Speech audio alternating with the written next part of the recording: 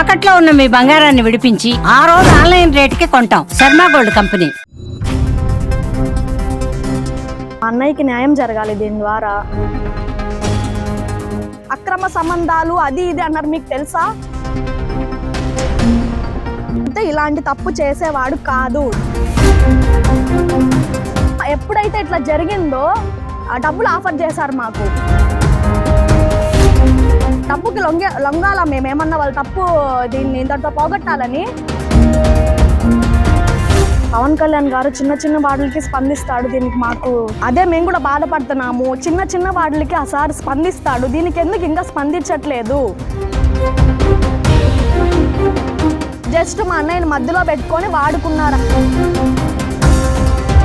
ఇప్పుడు అదే కంప్లైంట్ ఇవ్వడానికి వచ్చాము. పోలీసు వాళ్ళ కస్టడీలో ఉంటే వాళ్ళు తెలుస్తాయి తొందరలో. రెస్టారెంట్లో ఇద్దరు కూర్చొని ఫోటో దిగారని చెప్పి దాన్ని పెట్టుకొని మీరు తప్పు చేసిన వాళ్ళకి న్యాయం జరిగేలా చూస్తున్నారు. కంప్లైంట్ ఇవ్వడానికి వచ్చాము, వాళ్ళ నుంచి ప్రొటెక్షన్ కోరుకోవడానికి వచ్చాము ఇక్కడికి. వాళ్ళ వల్ల మాకు ప్రాణహాని ఉంది, అందుకనే కంప్లైంట్ ఇవ్వడానికి ఇక్కడికి వచ్చాము. మా అన్నయ్యకి న్యాయం జరగాలి. దీని ద్వారా పవన్ కళ్యాణ్ గారు చిన్న చిన్న వాటికి స్పందిస్తాడు, దీనికి మాకు తొందరగా న్యాయం జరిగేలా చూడాలని ఆయన దగ్గర నుంచి మేము కోరుకుంటున్నాము. వీలుంటే ఆయనతో కలిసి మాట్లాడే అవకాశం మాకు ఇప్పించండి. మెయిన్ మీకైతే సోషల్ మీడియా వాళ్ళకి ఒకటైతే గట్టిగా చెప్పగలుగుతున్నాను, ఇక్కడ మేము ఏది మాట్లాడామో అదే అక్కడ టెలికాస్ట్ చేయండి. మేము మాట్లాడింది ఒకటి, మీరు కట్ చేసి ఒకటి వేయడానికి మీకు అసలు ఏ రూల్స్ లేవు.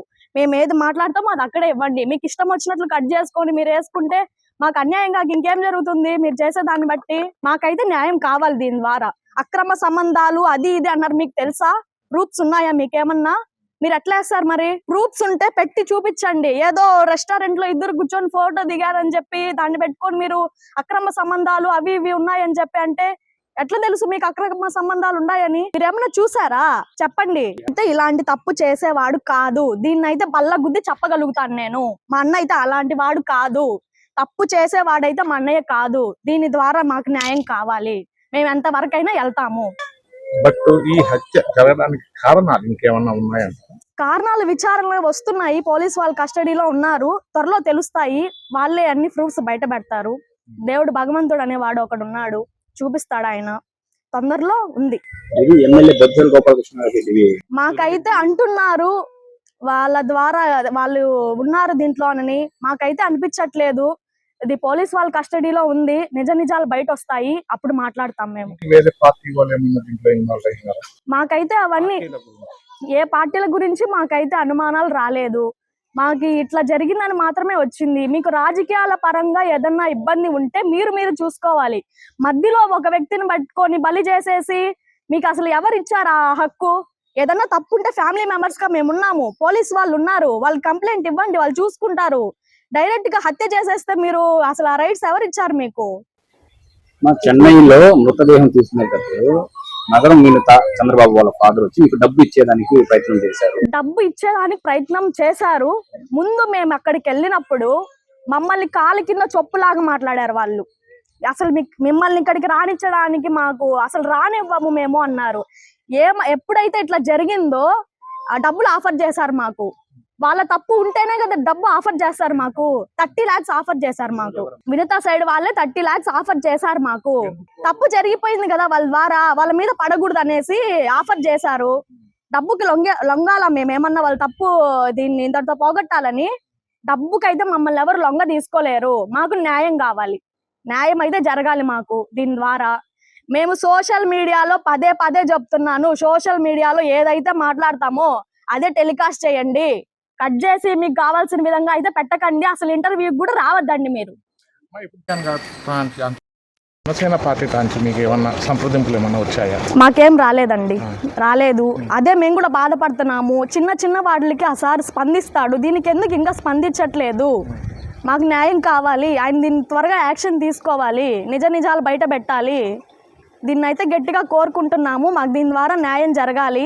మా అన్నయ్య అయితే తప్పు చేసేవాడు కాదు, జస్ట్ మా అన్నయ్యని మధ్యలో పెట్టుకొని వాడుకున్నారు అంతేను, బలి చేసేసి. చెన్నై పోలీసులు మీకేమన్నా సమాచారం ఇచ్చారు? మాకేం ఇవ్వలేదండి, ఇంకా విచారణలో ఉందని చెప్తున్నారు.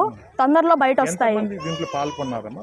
చాలా మంది ఉన్నారు దీంట్లో, ఇప్పటికి 5 మంది బయటపడ్డారు. ఇంకా చాలా మంది మీద అనుమానం ఉంది. ఇప్పుడు అదే కంప్లైంట్ ఇవ్వడానికి వచ్చాము. పోలీసు వాళ్ళ కస్టడీలో ఉంటే వాళ్ళు తెలుస్తాయి తొందరలో. అనేసి అబ్బాయి కానీ ఇన్వాల్వ్ అయ్యారు అనేసి అన్నారు. లేదండి, మాకైతే వాళ్ళ మీద అంత అనుమానం లేదు, వీళ్ళ మీదే ఉంది. అదే ఇప్పుడు కేసు ఉంది కదా, తొందరలో వాళ్ళే తెలుసుకొని పోలీసు వాళ్ళు బయట పెడతారు. మా నగరం వినుత సన్నిహితంగా కొంతమంది ఉండడం రాయుడు చూశాడు, దానివల్ల ఇది. మా అన్నయ్యకి అయితే దీని ద్వారా ఏం తెలియదండి, జస్ట్ మా అన్నయ్యని మధ్యలో పెట్టుకొని వాళ్ళు ఇదంతా చేశారు. సార్ ఇప్పుడు బేసిక్ గా మీరు దేని మీద కంప్లైంట్ ఇచ్చేదానికి ఇక్కడికి వచ్చారు? మాకు ప్రొటెక్షన్ కావాలి, వాళ్ళ ద్వారా న్యాయం జరగాలి. దీంట్లో ఇంకా చాలా మంది ఇన్వాల్వ్ అయి ఉన్నారు, వాళ్ళని కూడా తీసుకొచ్చి నిజాలు బయట పెట్టాలి. దీనికోసం వచ్చాము ఇక్కడికి. సార్ గారు ఏమన్నారు? సార్ గారు దీనికి ఇంకా కొన్ని కావాలన్నారు, అవి తీసుకొని వచ్చి ఇచ్చేసి వెళ్తాము. మీ కాడ రాయుడు కాడ మీకు రాయుడికి సంబంధించి ఏదైనా ఇన్ఫర్మేషన్ మీ కాడ ఏమైనా ఇంట్లో దొరికిందా? ఏమీ లేదండి, అన్నీ వాళ్ళు క్రియేట్ చేసినటివే ఇవి. సోషల్ మీడియా ఇంకా డబల్ క్రియేట్ చేస్తుంది దీనికి. క్రియేట్ చేసింది తప్ప మా అన్నయ్య అయితే ఎటువంటి తప్పు చేసేవాడు కాదు. సోషల్ మీడియాలో వాస్తవాలు కాదంటారు. వాస్తవాలు కాదండి, సగం వాస్తవం ఉంటే సగం అబద్ధాలు ఉన్నాయి. దానికి మీరేం చెప్తున్నారు? ఇన్నాను కదా, సోషల్ మీడియాలో ఇప్పుడు మీరు తీసుకుంటున్నారు, నేనేం చెప్పాను అదే వేయండి అక్కడ. కట్ చేసి తప్పు చేసిన వాళ్ళకి న్యాయం జరిగేలా చూస్తున్నారు మీరు దీని ద్వారా.